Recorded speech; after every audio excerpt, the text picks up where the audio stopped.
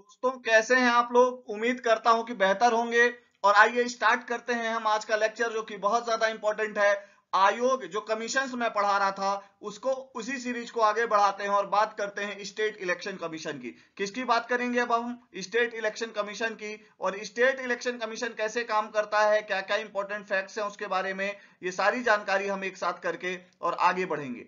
इतनी बात क्लियर हो गई आपको? अगर आपको इतनी बात क्लियर है तो अपन आपको फिर से बता देते हैं कि स्टेट इलेक्शन कमीशन को अपन डिटेल में करेंगे। चलिए आगे बढ़ते हैं। क्या है स्टेट इलेक्शन कमीशन और इसका फॉर्मेशन कैसे होता है, आइए उसकी बात करते हैं। सबसे पहले बात करते हैं अपन स्टेट इलेक्शन कमीशन कहां दिया हुआ है। तो आर्टिकल 243 के में दिया हुआ है स्टेट इलेक्शन कमीशन। कहां पे दिया है?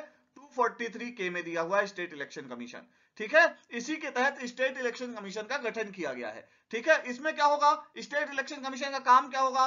पंचायतों और नगर पालिकाओं, जो भी हमारे पंचायत होंगे और जितनी भी लोकल सेल्फ गवर्नमेंट होंगी अर्बन एरियाज की, उनका क्या करना?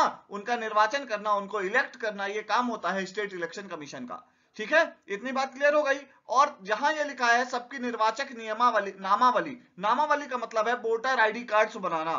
ठीक है, और क्या करना? निर्वाचन के संचालन का अधीक्षण, निर्देशन और नियंत्रण, मतलब क्या है? इसको डायरेक्ट करना, ठीक है, इसको रेगुलेट करना और इस पे कंट्रोल करना, सारा काम किसका है? इलेक्शन कमीशन का है। इतनी बात क्लियर हो गई। अब बात करते हैं राज्य निर्वाचन आयोग में क्या होता है। एक निर्वाचन आयुक्त होता है, मतलब एक इलेक्शन कमिश्नर होगा। मतलब क्या होता है? जैसे नेशनल इलेक्शन कमीशन 3 सदस्यीय होता है, 3 मेंबर्स होते हैं, बट स्टेट इलेक्शन कमीशन में एक मेंबर होता है, एक सदस्यीय होता है स्टेट इलेक्शन कमीशन। और इसकी नियुक्ति कौन करता है? तो राज्यपाल करता है, गवर्नर करता है। इतनी बात आपको क्लियर हो गई कि इनकी नियुक्ति कौन करता है? गवर्नर करता है, अपॉइंटेड बाय गवर्नर। इतनी बात क्लियर हो गई आपको? तो चलिए आगे बढ़ते हैं और अगली बात करते हैं। अगली बात क्या है? देखिए घंटी जी बज गई है, पहले लाइक करें, सब्सक्राइब करें और बेल आइकन को दबा दें। अगली बात क्या है? राज्य निर्वाचन आयुक्त की सेवा शर्तें और पदावधि, मतलब क्या उनके सेवा शर्तें रहेंगी, कितना टेन्योर रहेगा, ये सब किसके द्वारा निर्धारित किया जाता है? ये आपसे पूछा जा सकता है। तो राज्यपाल के द्वारा निर्धारित किया जाता है, ये ध्यान रखना आपको। गवर्नर डिसाइड करता है कि कितनी पदावधि होगी। राज्य निर्वाचन आयुक्त की नियुक्ति के पश्चात सेवा शर्तों में कोई अलाभकारी परिवर्तन नहीं किया जा सकता, मतलब नॉन बेनिफिशियरी किसी भी प्रकार का परिवर्तन नहीं किया जा सकता। मतलब अगर आपने बोल रखा है कि 10 रुपए सैलरी मिलेगी, तो आप उसको 9 रुपए नहीं कर सकते, 11 रुपए कर सकते हो। लाभकारी परिवर्तन कर सकते हो जिससे बेनिफिट हो राज्य निर्वाचन आयुक्त को, वो काम कर सकते हो। पर ऐसा कोई काम नहीं कर सकते जिससे उसको लाभ ना हो। अगली बात क्या है? राज्य निर्वाचन आयुक्त उसी प्रक्रिया से अपने पद से हटाया जा सकता है जैसा उच्च न्यायालय के न्यायाधीश के लिए विहित हो। मतलब क्या है? स्टेट इलेक्शन कमिश्नर को आपको हटाना है, तो कैसे हटाओगे? तो आपको मैं बता देता हूं कि जैसे हम हटाते हैं हाई कोर्ट के जज को, जैसे हमको क्या करना है, अगर नेशनल इलेक्शन कमिश्नर को हटाना है तो हम देखते हैं कि सुप्रीम कोर्ट के जस्टिस को जैसे हटाया जाएगा वैसे हटाएंगे। ठीक उसी प्रकार अगर हमें देखना है कि स्टेट इलेक्शन कमिश्नर को कैसे हटाएंगे, तो जैसे हम हाई कोर्ट के जज को हटाएंगे वैसे ही हम हटाएंगे किसको? स्टेट इलेक्शन कमिश्नर को। इतनी बात क्लियर हो गई आपको? तो चलिए आगे बढ़ते हैं, अगली बात करते हैं। अगली बात करते हैं, निर्वाचन के दौरान आयोग के अनुरोध पर राज्यपाल उसे अतिरिक्त कर्मचारी उपलब्ध कराता है जितने उसने अपने कर्तव्य निर्वहन के लिए आवश्यक हो। मतलब क्या है? अगर वोटिंग करानी है तो उसकी व्यवस्था बनाने के लिए कितने लोगों की आवश्यकता है, हर क्षेत्र में उतने इंप्लॉइज अवेलेबल कराएगा कौन? राज्यपाल अवेलेबल कराएगा, हमारी स्टेट गवर्नमेंट अवेलेबल कराएगी। आप लोगों को यह बात पता होगी कि भैया जब भी हमारे यहाँ चुनाव होते हैं तो जितने भी कर्मचारी हैं उनकी ड्यूटी लगाई जाती है, उनकी बाकायदा ट्रेनिंग कराई जाती है और फिर वो इलेक्शन की ड्यूटी में जाते हैं। अगली बात क्या है? पंचायतों के निर्वाचन के संबंध में सभी विषय पर विधि बनाने का अधिकार किसके पास है? तो आपको ध्यान रखना है कि सभी विषयों पर विधि बनाने का अधिकार राज्य विधानमंडल अर्थात स्टेट लेजिस्लेटिव असेंबली के पास है। स्टेट लेजिस्लेटिव असेंबली जैसा चाहे वैसे रूल्स एंड रेगुलेशन अपने स्टेट के अकॉर्डिंग, कॉन्स्टिट्यूशन में दी गई शर्तों के अकॉर्डिंग उसको आगे रेगुलेट कर सकती है। इतनी बात क्लियर हो गई? तो अब आपको मैं बता दूं कि करंट अफेयर को कंबाइन करते हुए, स्पोर्ट्स और मिसलेनियस को कंबाइन करते हुए ईरा इंस्टीट्यूट पे क्लासेस चल रही हैं, आप उसे ज्वाइन कर सकते हैं, लिंक डिस्क्रिप्शन में दे रखी है। अगली बात करते हैं, हिंदी मुख्य परीक्षा, हिंदी मेंस के लिए ईरा इंस्टीट्यूट के ऐप पे क्लासेस हैं, आप लिंक नीचे दे रखी है, वहां से इसको ज्वाइन कर सकते हैं। अगली बात करते हैं हम, और पंचायत चुनाव का निर्णय राज्य सरकार द्वारा किया जाता है। बहुत ज्यादा इंपॉर्टेंट है, पंचायत चुनाव का निर्णय राज्य सरकार द्वारा किया जाता है। भारत के निर्वाचन आयोग की भांति राज्य निर्वाचन आयोग भी एक स्वतंत्र संवैधानिक निकाय है। मतलब क्या है, थोड़ा सा यहां पे ध्यान देना। ये क्या है, इंडिपेंडेंट। इंडिपेंडेंट क्या है, ये कॉन्स्टिट्यूशनल बॉडी है। कौन, हमारा स्टेट इलेक्शन कमीशन, ठीक है। और पंचायत चुनाव का निर्णय राज्य सरकार के द्वारा तो किया जाता है, पर फाइनल निर्णय किसका रहता है, हमारे निर्वाचन आयोग का, इलेक्शन कमीशन का, स्टेट इलेक्शन कमीशन का। अगली बात क्या है, नगर पालिकाओं के लिए निर्वाचक नामावली तैयार करना तथा निर्वाचन करने का दायित्व तो राज्य निर्वाचन आयोग को 243 ZA के तहत दिया गया है। मतलब क्या है, अगर हम बात करते हैं नगर पालिका, नगर निगम, नगर परिषद की, तो उसमें जो भी इलेक्शन होगा ये किसके तहत होगा, 243 ZA के तहत होगा। इतनी बात क्लियर हो गई, ये भी आपको ध्यान में रखना है। अब अगली बात करते हैं जो कि बहुत ज्यादा इंपॉर्टेंट बात है, और अगली बात यह है, मध्य प्रदेश शासन सामान्य प्रशासन विभाग ने अधिसूचना जारी करी। क्या अधिसूचना जारी करी, दिनांक 1 फरवरी 1994। एमपीपीएससी 2020 का क्वेश्चन, स्टेट इलेक्शन कमीशन का गठन कब हुआ, तो 1 फरवरी 1994 को हुआ। तो राज्य निर्वाचन आयुक्त जो हमारे स्टेट के स्टेट इलेक्शन कमिश्नर होते हैं, उनका कार्यकाल भी आपको पता होना चाहिए। तो 6 वर्ष या 65 वर्ष जो पहले पूरा हो जाए, 6 वर्ष या तो 65 वर्ष जो पहले पूरा होगा, वो स्टेट इलेक्शन कमिश्नर का क्या होगा, उत्तरदायित्व होगा, या स्टेट इलेक्शन कमीशन का टेन्योर होगा।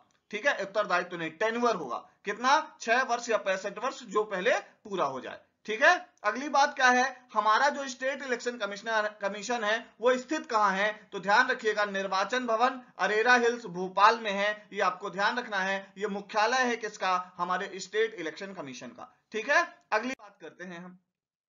अगली बात क्या है, आयोग में राज्य निर्वाचन आयुक्त की पदावधि निम्नानुसार है। मतलब हमारे स्टेट इलेक्शन कमीशन में कौन कौन राज्य स्टेट इलेक्शन कमिश्नर रहे हैं, उनकी डिटेल मैं आपको बता रहा हूं। देखिए, सबसे पहले जो हमारे फर्स्ट इलेक्शन कमिश्नर थे वो कौन थे, तो आपको ध्यान में रखना है, एनवी लोहानी थे। कौन थे, एनवी लोहानी। ये 1994 15/2/1994 से लेके 16/2/2000 तक रहे। इतनी बात क्लियर हो गई। अगले थे गोपाल शरण शुक्ला, ये बात आपको ध्यान रखना है, 2000 से लेके 2006 तक। अगले हैं आदित्य विजय सिंह, 2006 से 2010 तक। और अगले हैं डॉक्टर अजीत राय जादा, 2010 से 2013 तक।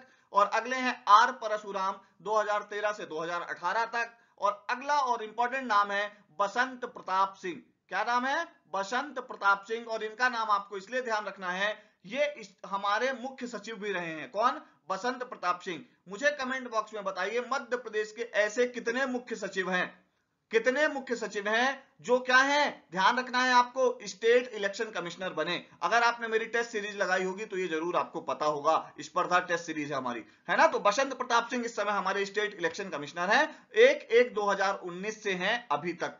ठीक है, इतनी बात क्लियर हो गई आपको। चलिए, तो आपको यह ध्यान रखना है कि बसंत प्रताप सिंह 6वें इलेक्शन कमिश्नर हैं। और आपको यह भी ध्यान रखना है कि अभी तक 6 ही हुए हैं हमारे यहां। इतनी बात क्लियर। तो चलिए आगे बढ़ते हैं। अगली बात करते हैं मध्य प्रदेश निर्वाचन आयोग के पहले सचिव।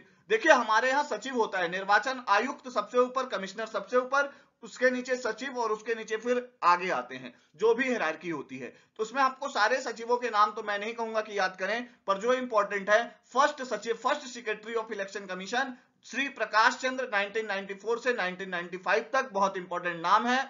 और अगला नाम आता है मध्य प्रदेश निर्वाचन आयोग की पहली महिला सचिव, first women secretary of state election commission MP. तो ध्यान रखिएगा, विजया श्रीवास्तव। ठीक है, इनका भी नाम याद रखिएगा, ये 98 से लेके 2000 तक रही। और इस समय कौन है हमारे मध्य प्रदेश निर्वाचन आयोग के, यहां पे ध्यान रखिएगा, गलती से पहले सचिव लिखा गया है, ये अभी वर्तमान सचिव हैं। कौन से हैं, वर्तमान सचिव हैं। वर्तमान सचिव हैं बीएस जामोद, 13/9/2021 अर्थात सितंबर 2021 से करंट अफेयर है ये, सितंबर 2021 से मध्य प्रदेश निर्वाचन आयोग के वर्तमान सचिव कौन है, प्रेजेंट सेक्रेटरी कौन है, बीएस जामोद हैं। और ये सितंबर 2021 से हैं। बहुत इंपॉर्टेंट बात है, आपको ध्यान में रखना है। अगली बात टेस्ट सीरीज है हमारी, स्पर्धा नाम से, हिंदी मीडियम इंग्लिश मीडियम दोनों में है। और आपको यह ध्यान रखना है, ईरा इंस्टीट्यूट के ऐप में है, आप ऐप को डाउनलोड करें और हमसे जुड़े, और इस लेक्चर की पूरी पीडीएफ भी आपको वहीं पे मिल जाएगी। अगली बात करते हैं हम, और आपको ये बता देते हैं, घंटी जी बज गई है, लाइक करिए, सब्सक्राइब करिए और बेल आइकन को दबाइए। आप अगर मेरे नए चैनल में नए हैं तो सब्सक्राइब जरूर करें। अगली बात क्या है, मध्य प्रदेश राज्य निर्वाचन आयोग का गठन करने वाला भारत प्रथम राज्य था। मतलब क्या है, स्टेट इलेक्शन कमीशन को फॉर्म करने वाला मध्य प्रदेश फर्स्ट स्टेट है। आपको ये बात भी ध्यान में रखनी है। और अगली बात क्या है, एमपीपीएससी के टाइप का ये बहुत इंपॉर्टेंट क्वेश्चन है, मध्य प्रदेश राज्य निर्वाचन आयोग द्वारा सर्वप्रथम पंचायतों के चुनाव संबंधी अधिसूचना नोटिफिकेशन कब जारी किया गया? तो 15 अप्रैल 1994 को जारी किया गया था। यह भी आपको ध्यान में रखना है। अगली बात क्या है, अगली बात क्या है, मध्य प्रदेश के निर्वाचन भवन का शिलान्यास। भैया हमारे यहाँ का देखिएगा क्या बना, निर्वाचन भवन बना, जो अभी मैं अरेरा हिल्स में है, अभी आपको बता रहा था। तो हमारे उस समय के राष्ट्रपति थे शंकर दयाल शर्मा, जो कि भोपाल से ही थे और हमारे भोपाल स्टेट के फर्स्ट सीएम भी रहे हैं। आपको ये ध्यान रखना है। और ये हमारे वाइस प्रेसिडेंट भी रहे हैं शंकर दयाल शर्मा। पूरी एक सीरीज ले आऊंगा इनके ऊपर, बिल्कुल टेंशन ना लें। तो आपको ये ध्यान रखना है कि वो उन्होंने ही क्या किया था, फाउंडिंग स्टोन रखी थी हमारे निर्वाचन भवन की। उसके बाद निर्वाचन भवन का उद्घाटन 1997 में हुआ और वो किया किसने किया, उस समय के राज्यपाल थे मोहम्मद शफी कुरैशी। उन्होंने क्या किया, उसका उद्घाटन कर दिया। इतनी बात क्लियर हो गई। तो स्टेट इलेक्शन कमीशन से रिलेटेड आपको सारे फैक्ट्स मिल गए होंगे, मैं ऐसी उम्मीद करता हूं। और मैं उम्मीद करता हूं कि आप इसको लाइक करते जाएंगे, सब्सक्राइब करते जाएंगे और मैक्सिमम लोगों तक शेयर करते जाएंगे। कमीशन की सीरीज को आगे बढ़ाते हुए मिलते हैं आपको नेक्स्ट लेक्चर में। और मैं आपको बता दूं, बहुत ही जल्दी आपके सामने आने वाले हैं कौन, रियासतों के लेक्चर्स। ठीक है, आप अपना अच्छा रिस्पॉन्स देते रहिए, आपको ऐसे लेक्चर मिलते रहेंगे। Thank you very much.